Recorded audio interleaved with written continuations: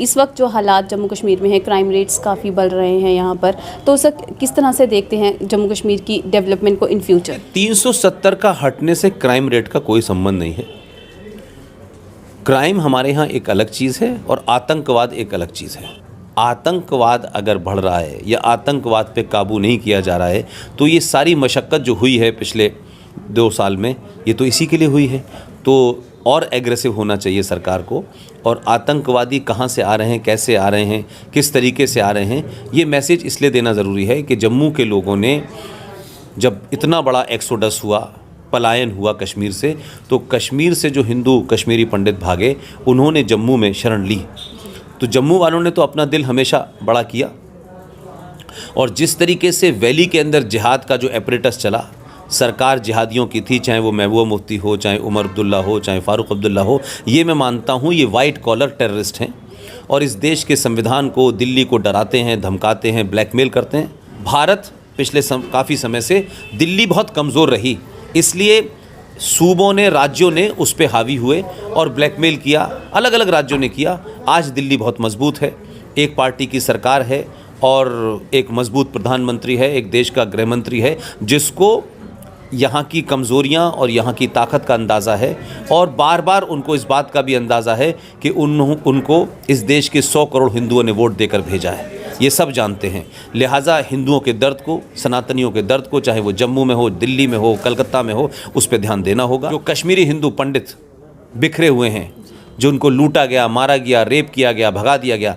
उनकी किस तरीके से उनके ज़ख्मों पे आप मरहम लगाएं, कैसे उनमें ये भरोसा जताएं कि वो यहाँ आकर के जिनकी करोड़ों की प्रॉपर्टी थी वो वापस हो। इसलिए मैंने कहा कि सरकार को चाहिए एक जेनोसाइड कमीशन बनाया जाए और ये दुनिया का जेनोसाइड इसको डिक्लेयर किया जाए, ताकि जितने लोग भी हैं जिंदा या मुर्दा उन पे मुकदमा चलाया जाए। तो आज ये कहा जाए कि वहाँ पर नौकरियाँ बहुत हैं, आप जाइए वहाँ जाके रहिए, तो कश्मीरी हिंदू पंडित नौकरी की वजह से थोड़ी उनको भगाया गया था, वो तो इसलिए भगाया गया था कि फ़ारूक अब्दुल्ला कन्वर्ट हो गए थे 1722 में, इकबाल कन्वर्ट हो गए थे, लेकिन ये पंडित नहीं कन्वर्ट हो रहे थे, तो उन्होंने कहा इनको मार दो। तो क्या मामला था कि ये कन्वर्ट क्यों नहीं हो रहे? लिहाजा कश्मीरी हिंदू पंडित आएंगे, नौकरी मिलेगी, मैं समझता हूँ ये उनके मान सम्मान को ठेस पहुँचाने वाली बात है। नमस्कार, मैं हूं चेतना शर्मा और आप देख रहे हैं NH1 न्यूज़। आज जिनसे मैं आपकी मुलाकात करवाने जा रही हूं, उनकी इंट्रोडक्शन देना तो इतना ज़रूरी नहीं है, क्योंकि आप जब उन्हें देखेंगे आप खुद पहचान जाएंगे कि ये वो कौन है। तो मैं बता देती हूं, पुष्पेंद्र कुलश्रेष्ठ जी इस वक्त हमारे साथ मौजूद हैं, इनसे बात करेंगे। सबसे पहले तो सब बहुत बहुत स्वागत है हमारे चैनल पर। Thank you Chetna, thank you ji. Sir, बात करेंगे सबसे पहले तो आपके जिस तरह से लाइफ हिस्ट्री की बात करते हैं, आप एक जर्नलिस्ट रह चुके हैं, मैं भी जर्नलिज्म कर रही हूँ, न्यू हूँ।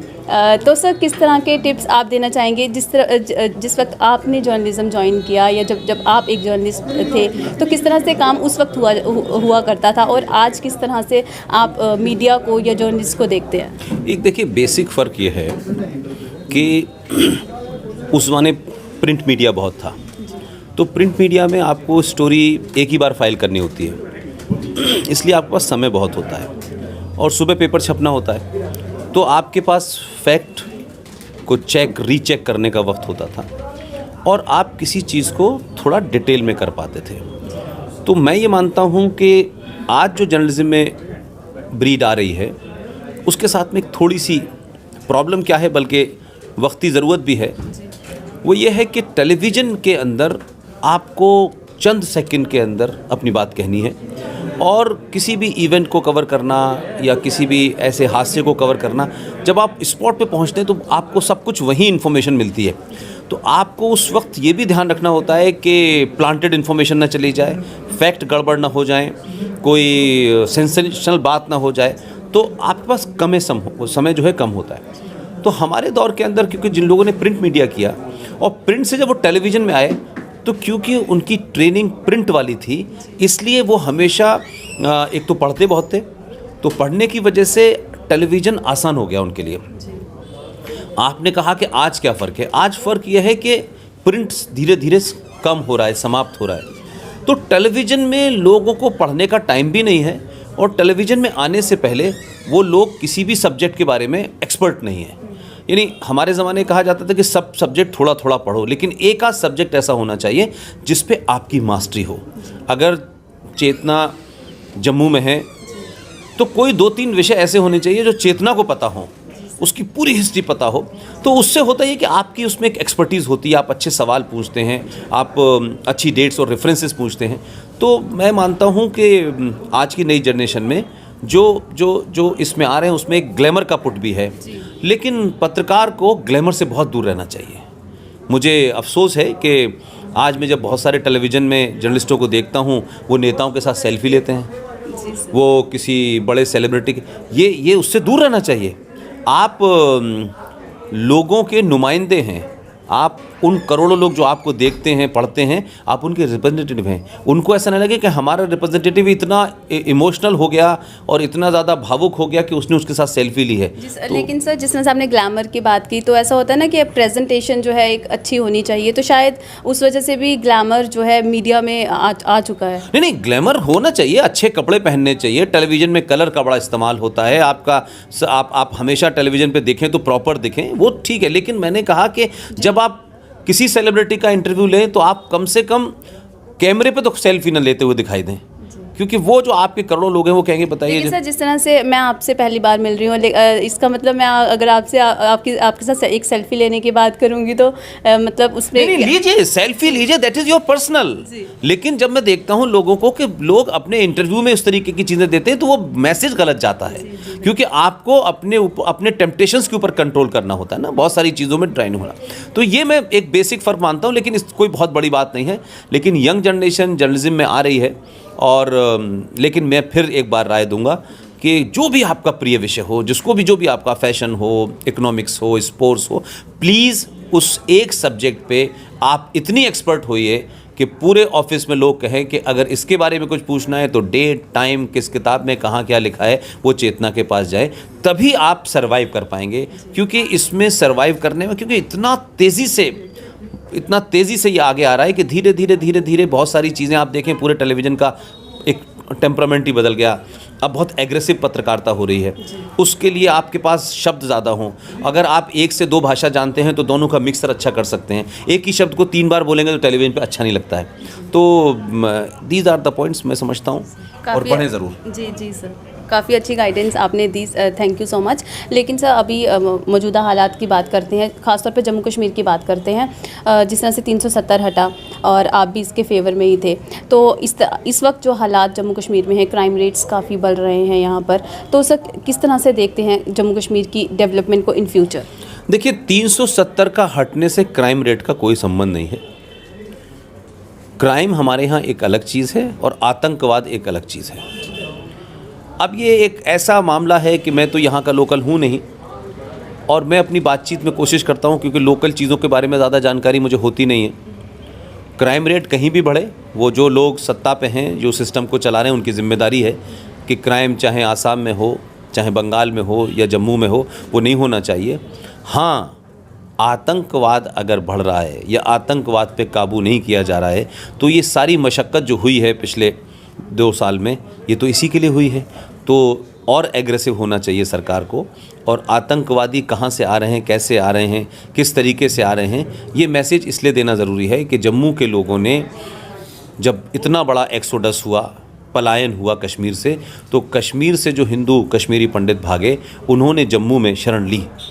तो जम्मू वालों ने तो अपना दिल हमेशा बड़ा किया, और जिस तरीके से वैली के अंदर जिहाद का जो एपरेटस चला, सरकार जिहादियों की थी, चाहे वो महबूबा मुफ्ती हो, चाहे उमर अब्दुल्ला हो, चाहे फ़ारूक अब्दुल्ला हो, ये मैं मानता हूँ ये वाइट कॉलर टेररिस्ट हैं, और इस देश के संविधान को, दिल्ली को डराते हैं, धमकाते हैं, ब्लैकमेल करते हैं। लेकिन एक समय आता है कि ब्लैकमेलिंग समाप्त होनी चाहिए। अब ये ब्लैकमेल नहीं कर पा रहे तो कभी चाइना से मदद मांगते हैं, कभी पाकिस्तान से मदद मांगते हैं। ये अपनी पॉलिटिकल रिलेवेंस बनाने के लिए इस किस्म के काम कर रहे हैं। लेकिन आज पूरी दुनिया भारत को देख रही है, दिल्ली को देख रही है, यहाँ के बदलाव को देख रही है। लेकिन सब काम जल्दी हो जाएगा, बहुत जल्दी होगा, क्योंकि आपने कई सौ सालों के बाद ये स्थिति है। It will take time.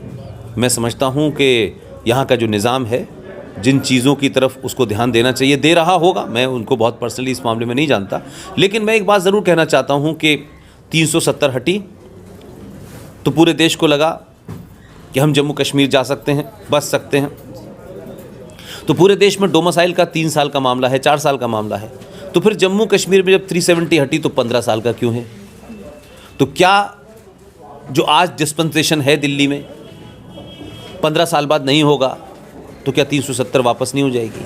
या ये जो आपने 15 साल है इसको उठा के लोग 40 साल कर दें, 50 साल कर दें तो फिर 370 हो गया। तो मुझे लगता है कि जब आप बहुत फर्म होते हैं, आप ताकतवर होते हैं, और भारत पिछले काफ़ी समय से दिल्ली बहुत कमज़ोर रही, इसलिए सूबों ने, राज्यों ने उस पर हावी हुए और ब्लैकमेल किया, अलग अलग राज्यों ने किया। आज दिल्ली बहुत मजबूत है, एक पार्टी की सरकार है और एक मजबूत प्रधानमंत्री है, एक देश का गृह मंत्री है जिसको यहाँ की कमज़ोरियाँ और यहाँ की ताकत का अंदाज़ा है, और बार बार उनको इस बात का भी अंदाज़ा है कि उनको इस देश के 100 करोड़ हिंदुओं ने वोट देकर भेजा है, ये सब जानते हैं। लिहाजा हिंदुओं के दर्द को, सनातनियों के दर्द को, चाहे वो जम्मू में हो, दिल्ली में हो, कलकत्ता में हो, उस पर ध्यान देना होगा, और इस 15 साल के मामले पे दोबारा से उनको सोचना होगा कि हम इसको इतना लंबा क्यों ले जा रहे हैं। इससे जो घाव कश्मीर वैली में सत्ता में बैठे जिहादियों ने और व्यवस्था में बैठे जिहादियों ने दिए हैं उनको कम होगा, और पूरे देश में जो कश्मीरी हिंदू पंडित बिखरे हुए हैं, जो उनको लूटा गया, मारा गया, रेप किया गया, भगा दिया गया, उनकी किस तरीके से उनके ज़ख्मों पे आप मरहम लगाएं, कैसे उनमें ये भरोसा जताएं कि वो यहाँ आकर के जिनकी करोड़ों की प्रॉपर्टी थी वो वापस हो। इसलिए मैंने कहा कि सरकार को चाहिए एक जेनोसाइड कमीशन बनाया जाए और ये दुनिया का जेनोसाइड इसको डिक्लेयर किया जाए, ताकि जितने लोग भी हैं जिंदा या मुर्दा उन पे मुकदमा चलाया जाए, क्योंकि ये सिस्टम तो आज भी चल रहा है। अजय पंडित तो आज भी मारा गया 370 हटने के बाद। तो 370 से कश्मीर के हिंदू पंडितों के पलायन का संबंध नहीं है, ये तो एक सोची समझी रणनीति थी। भारत का पहला मुसलमान गृह मंत्री जो आपके राज्य का गया था, उसने और वीपी सिंह ने मिलके ये सब काम किया और होने दिया। तो आज जो दिल्ली में डिस्पेंसेशन है उसको राष्ट्र की चिंता है, और ऐसा लगता है तो राष्ट्र की चिंताओं में जम्मू इसलिए इम्पॉर्टेंट है कि जम्मू से होकर ही आतंकवाद पटना तक पहुंचता था, बनारस तक पहुंचता था। लिहाजा आतंकवाद पे कड़ी कार्रवाई करते हुए ये न देखा जाए कि आतंकवादी मुसलमान है या आतंकवादी पाकिस्तानी है। अगर कश्मीरी मुसलमान आतंकवाद को बढ़ावा देता है तो मैं समझता हूँ पहाड़ से आने वाले जिसको आप गोली मारते हैं उसको भी गोली मारनी चाहिए, क्योंकि यहाँ हिंदुस्तान में, जम्मू कश्मीर में हिंदू पंडितों को कश्मीरी मुसलमान पड़ोसियों ने मारा है, उन्होंने निकाला है। तो अगर वो एपरेटस में आज भी बैठे हैं तो फिर कोई फ़र्क नहीं पड़ता। सरकार को उनको भरोसा जीतना चाहिए।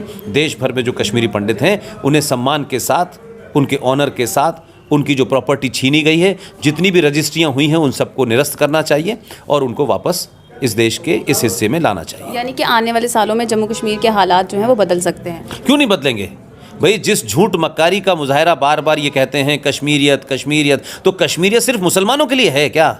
या कश्मीरियत का मतलब यह है कि अपने पड़ोसी हिंदुओं को मार दो, मर्डर कर दो, बलात्कार कर दो और चिल्लाते रहो हमें तो कश्मीरियत चाहिए, कश्मीरियत चाहिए? पूरे हिंदुस्तान में सबसे ज़्यादा कश्मीरियत और सबसे ज़्यादा जमहूरियत यही है। जमहूरियत का सबसे ज़्यादा मिसयूज़ जम्मू कश्मीर में हुआ है, कहीं और नहीं हुआ है। और जम्मू कश्मीर में जमहूरियत और कश्मीरियत और इंसानियत के नाते इस देश के जिहादी मुसलमानों ने और कश्मीरी मुसलमानों ने सबसे ज़्यादा फ़ायदा उठाया है। अगर ये कहीं दुनिया में होता तो बड़ा बवाल मच जाता, लेकिन आपने, क्योंकि एक राज्य जिसमें कश्मीरी मुसलमान यहाँ बहुसंख्यक हैं, वो भी फ्रॉड तरीके से आपने किए, आपने उनको मार के निकाल दिया, देश में प्रतिक्रिया नहीं हुई। चंद लोगों ने अखलाक को मार दिया तो देश में बवाल हो गया, लिंचिस्तान हो गया। इस देश में इतनी बड़ी लिंचिंग हिंदुओं की हुई, लेकिन नहीं हुआ, क्योंकि Indian state was working against the Indian nation. जब राज्य सरकारें राष्ट्र के खिलाफ काम करती हैं तो ऐसा ही होता है। मैं बार बार कहता हूं, लंबे समय के बाद इस देश के सनातनियों ने लिखा कि एक ऐसी सरकार आई है जो राष्ट्र की चिंता करेगी। इसलिए राष्ट्र को बचाना है तो जम्मू को बचाना होगा, नहीं दिल्ली बचेगी नहीं। जाते जाते आखिरी सवाल करूंगी सर, जिस तरह से जम्मू कश्मीर के मुद्दों पर भी आप काफ़ी एक्टिव रहते हैं, तो क्या कहना चाहेंगे जम्मू कश्मीर के लोगों को, क्योंकि आप यहाँ पर आज विज़िट कर रहे हैं, तो क्या कहेंगे जम्मू कश्मीर के लोगों को, क्या एक मैसेज देना चाहेंगे? जम्मू कश्मीर के लोगों को अपने अंदर से एहसास कमतरी, इन्फिनिटी कॉम्प्लेक्स को बाहर निकालना चाहिए। ख़ासतौर से हिंदुओं को उनका बड़ा कंट्रीब्यूशन है, वो अपनी ताकत को समझें। और जम्मू कश्मीर के लोगों को एक बड़ा काम ये करना चाहिए कि यहाँ मैं समझता हूँ कि अगर ये मांग करें कश्मीरी हिंदू, और ख़ास तौर से 1957 में लाए गए यहाँ जो वाल्मीकि थे, कि वाल्मीकि और कश्मीर के हिंदू पंडित ये मांग करें कि हमें राज्य की पुलिस में कोटे के तहत लिया जाए। अगर पुलिस में हिंदू होंगे, अगर पुलिस में दलित होंगे तो वो एम्पावर्ड महसूस करेंगे, इसलिए पुलिस की मांग करें। और एक मैं चाहता हूँ कि कश्मीरी हिंदू पंडित, मुझे याद है कि जब भारत आज़ाद भी नहीं था तब भी ब्राह्मणों की एक अलग से सेना थी। क्या कश्मीरी हिंदू पंडित, ख़ास तौर से वैली के, उनकी कोई सेना में भर्ती नहीं होनी चाहिए? क्या उनकी अलग से कोई रेजिमेंट नहीं बननी चाहिए? ये तमाम सारी चीज़ें कश्मीरी हिंदू पंडितों के अंदर एक भरोसा पैदा करेंगी। कश्मीरी हिंदू पंडितों को यहाँ से इसलिए नहीं निकाला गया था कि कोई वो नौकरी मांग रहे थे, तो आज ये कहा जाए कि वहाँ पर नौकरियाँ बहुत हैं, आप जाइए वहाँ जाके रहिए, तो कश्मीरी हिंदू पंडित नौकरी की वजह से थोड़ी उनको भगाया गया था। वो तो इसलिए भगाया गया था कि फ़ारूक अब्दुल्ला कन्वर्ट हो गए थे 1722 में, इकबाल कन्वर्ट हो गए थे, लेकिन ये पंडित नहीं कन्वर्ट हो रहे थे, तो उन्होंने कहा इनको मार दो। तो क्या मामला था कि ये कन्वर्ट क्यों नहीं हो रहे? लिहाजा कश्मीरी हिंदू पंडित आएंगे, नौकरी मिलेगी, मैं समझता हूँ ये उनके मान सम्मान को ठेस पहुँचाने वाली बात है। लिहाजा कश्मीर का युवा देश से जुड़ चुका है, इसलिए अब युवाओं को चाहिए कि जो यहाँ जिहाद करेगा, जिसे जिहाद करना है वो पाकिस्तान चला जाए, जिसे जिहाद करना है कहीं और चला जाए। भारत में अब जिहाद नहीं होगा। अगर किसी ने जिहाद करने की कोशिश की तो फिर उसका वही हाल होगा जो बुरहान वानी का हुआ है। बहुत बहुत शुक्रिया सर हमसे बात करने के लिए। Thank you Chetna, thank you very much, God bless you. Thank you sir.